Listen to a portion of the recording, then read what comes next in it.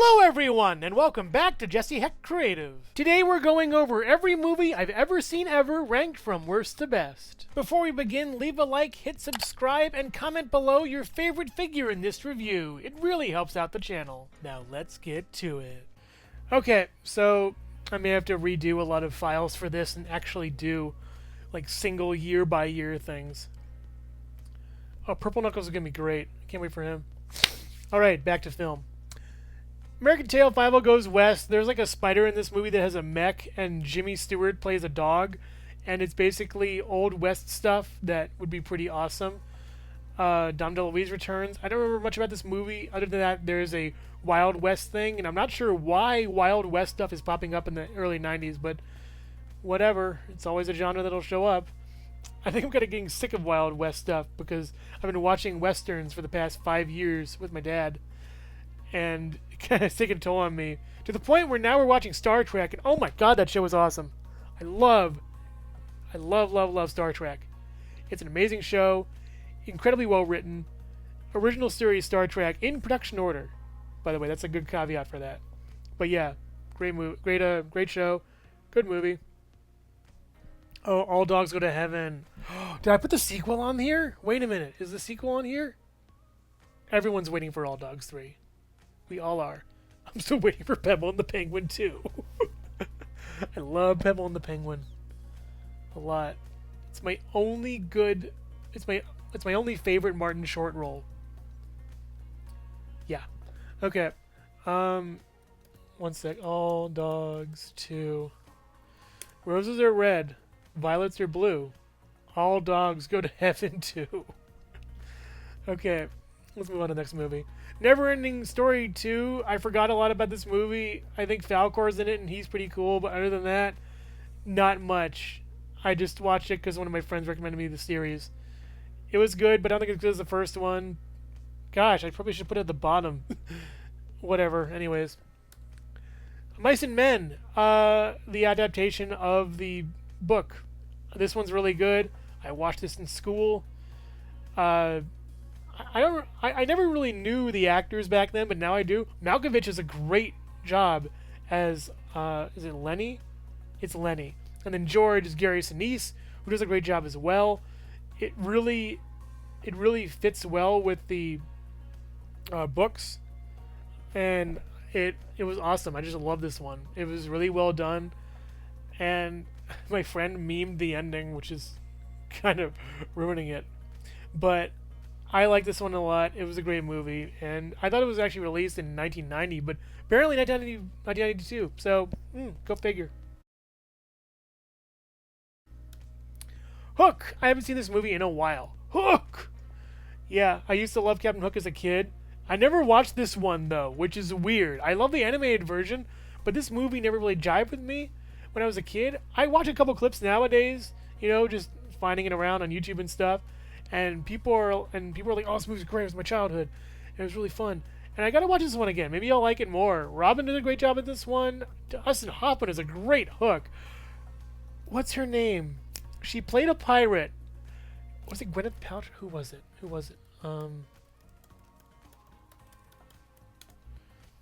Glenn Close. Glenn Close plays a bearded pirate in Hook. And people wouldn't notice unless they really looked for the character, but it's pretty cool. The crocodile has also been stuffed and mounted as a wooden statue or whatever. And the movie was cool. I don't remember much of it, but I liked it. I remember liking it a lot. I think I'm really more hip on the 80s movies for some reason. Here's a shocker. What about Bob? I think this is my favorite. No, that's a different movie. One of my favorite Bill Murray roles. Bill Murray at his most annoying. He plays like a psychiatric patient, and he's trying to destroy his. Or he goes along with the psychiatrist. Let me just go back and describe this thing because there's like too many moving parts. So, Bill Murray plays a man in need of psychiatric help. He's like a psychiatrist, played by what's his name, Richard Dreyfuss. Yeah, Richard Dreyfuss is pretty good in this one. His role... I'm sorry. No. He's good as Garfield, but he has a better role. There's a way better movie coming out in the 90s that you'll see. So, What About Bob is basically a guy in need of psychiatric help goes on his psychiatrist vacation with his family. And it's really funny because the whole movie you're watching Bill Murray slowly improve while Richard Dreyfuss descends into madness. And I really love that kind of dichotomy within characters.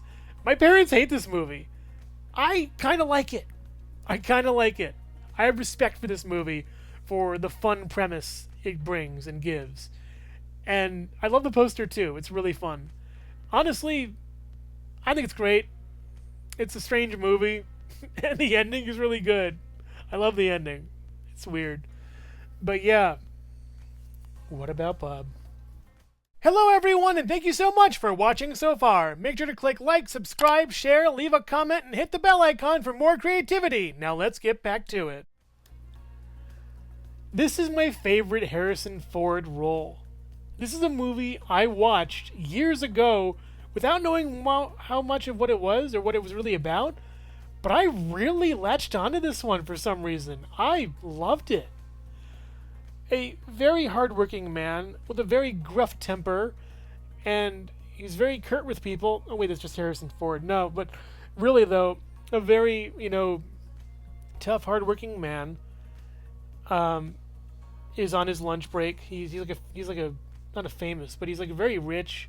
He's very standoffish towards people, very rude, and he's at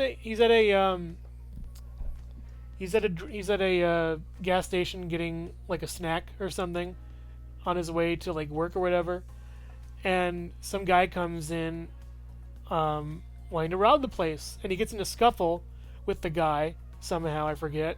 I don't know why his character does that, but he gets into a scuffle with the guy, and he hits his head so hard that he forgets who he is entirely.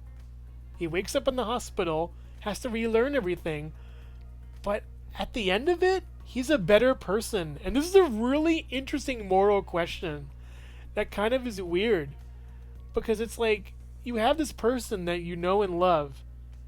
Would you accept him if he was entirely different but better? It's really cool actually watching them go through his brain injury and trying to, it isn't that they want this old one version of him back, but it's just, how do you deal with this? It's so fascinating to me how to deal with this injury he has. It's incredibly well done. I really love how this movie is done, how this movie is just, I think directed and shot. And the acting is amazing in this one. Honestly, concept alone, I love it. Regarding Henry's great. One of the best. But this is better. I was never a fan of Beauty and the Beast initially. Never a huge fan. But then I rewatched it, like, during lockdown, because I was watching all the other Disney movies, and fell in love. I love this one. Beauty and the Beast is like, it went from like probably my top 20 to like top 10, maybe even 5 easily. So good. The characters, the story, everything about this one just sings perfection. And when you take into account Howard Ashman, his last musical score on this movie, when he was like passing away from AIDS, and when you think of how people thought of him during the AIDS epidemic back in the 90s, and how they thought of him as a monster, how they wanted to seclude him, how he wasn't allowed to be near people, it just hits you and it makes so much sense. And it's just an incredible movie. It turns the hero and villain on its head, with the villain being this like regular dude. And the magic is pretty good, but not that overstated, which I like. It isn't like just a it isn't like a catch-all win the plot with magic thing. It's kind of a work to earn your happy ending in this one. This happy ending is earned. And it is so good. The music? Oh my god. Oh my god. The music is just... I mean, the Beauty and the Beast song is great. I love it. Oh my god, I love that. Beauty and the Beast is awesome. That song. The mob song is wonderful. Gaston! With the memes and the chest hair and the eggs. There's a scene in the beginning where this woman is crying for eggs. And you realize this is because Gaston's eaten them all. He ruins all the eggs by eating them. What's the deal with the eggs? There's too many eggs. Anyways. I love this one. I really do. It's just basically perfect.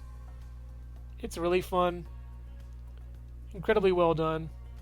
My gosh. Thomas and the Magic Wheel. Is that the one with Diesel? Where he has like a claw thing? Because I got him when I was younger. I had a whole set. And like, I got that guy. And I loved the function where you could just move the claw forward. Yeah. Yeah. Yeah. Oh yeah. I was a villains fan when I was younger. I loved villains. And if you're a villain in a movie when I was younger, I probably have a figure of you. Just saying. Yeah. Gosh, do I have them all? I should review them all, probably. Oh man. But yeah, getting back to this. Beauty and the Beast is awesome. It's a wonderful movie. I really love it, and I probably can add more stuff. Yes, I probably do. I have a box. I specifically know which box. One of those blue big plastic boxes with like a tub that fits in a shallow thing but isn't like latch. And he's somewhere up there. He maybe scuffed a little bit, but I had a bridge that like I would just like, turn the crank and the bridge would go up and I'd have him go on the bridge and it would like block him or something, and oh man. Yeah. Why does every bad guy die by falling? It's just so easy. You don't see the body. But you don't see the body, which means you're still alive. Somehow. Should I go to the next decade? I don't even have anything ready for the next decade. Or the next year on it, whatever. 93. 93 is like 13 films. And 94 is like 11 films. And 95 is another 11 films. So I might just do 3-year segments. Oh god, 96 rocks. 97. 98. Yeah, this will be a while I'll have for these movies. But man. Such great times. Yeah, I'm gonna save that for next week. Alright. Pretty short episode this time around. Probably could have been longer, but whatever. Probably the fat controller got him up there, being fat and all. I'm answering your question, by the way, to those who are just randomly wondering why I'm talking about a fat controller. I don't know how I know half of these things. I just remember random snippets of, like, my childhood. I cannot wait to get to Elmo Goes to Grouchland. Oh, man. Too many good movies. I love film.